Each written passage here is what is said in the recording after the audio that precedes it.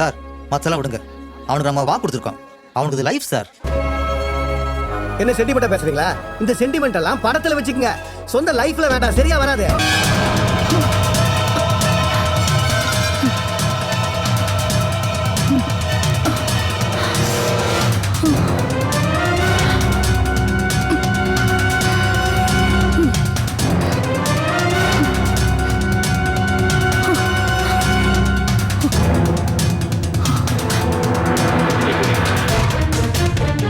சக்தி, ருத்ரமா,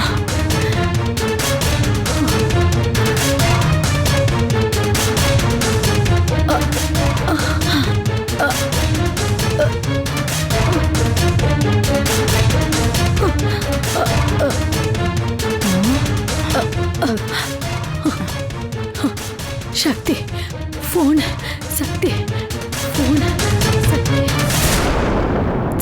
சக்தி. யாருமா அந்த சக்தி?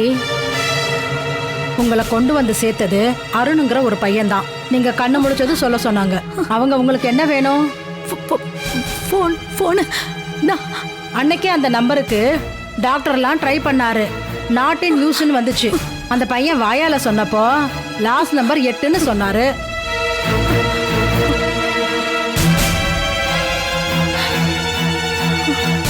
ஐயோ 7ன்னு போட்டுட்டேன். ஒரு நிமிஷம் இருங்க, மறுபடியும் கூப்பிடுறேன்.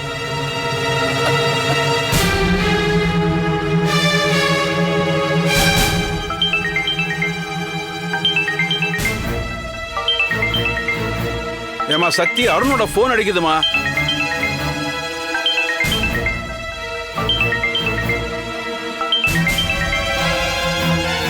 ஹலோ,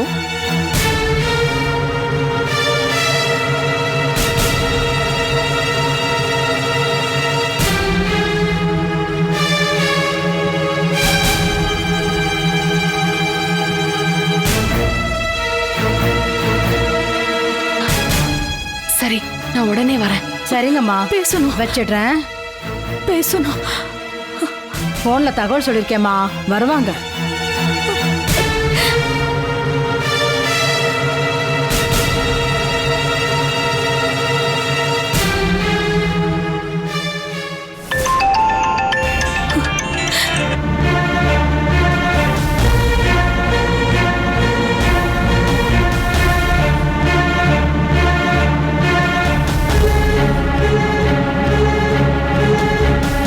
சக்தி, என்னமாச்சு?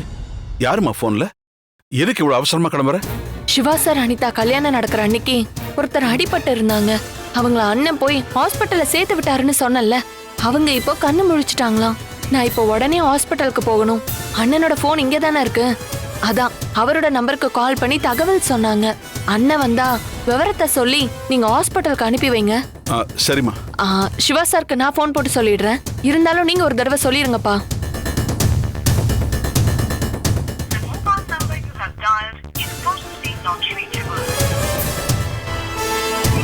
அப்பா, சிவா சார் நம்பர் நாட் ரீச்சபிள்ல இருக்கு. சரிம்மா, நீ முதல்ல கிளம்பி போ. மாப்பிள்ள வந்த உடனே நான் அவர்கிட்ட தகவலை சொல்லிடுறேன். சரிப்பா, போயிட்டு வரேன்.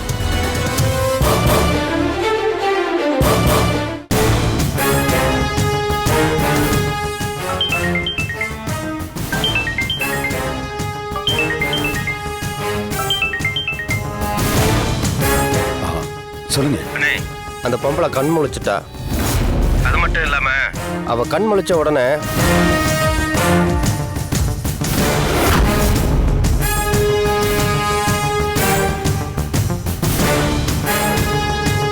மல்லிகை தான் கூட இருந்து எல்லா உதவியும் செஞ்சுட்டு இருக்கா. சக்திக்கு ஃபோன் போட்டு பேசியிருக்கா. நீங்க எவ்வளவு சீக்கிரம் வர முடியுமோ அவ்வளவு சீக்கிரம் கிளம்பி இங்க வந்துருங்க. சரிடா, நான் வந்துடுறேன். நீ அங்க என்ன நடக்குதுன்னு உன்னிப்பா கவனிச்சுட்டே இரு. பாத்துக்க. என்ன? நான் பாத்துக்கிறேண்ணே.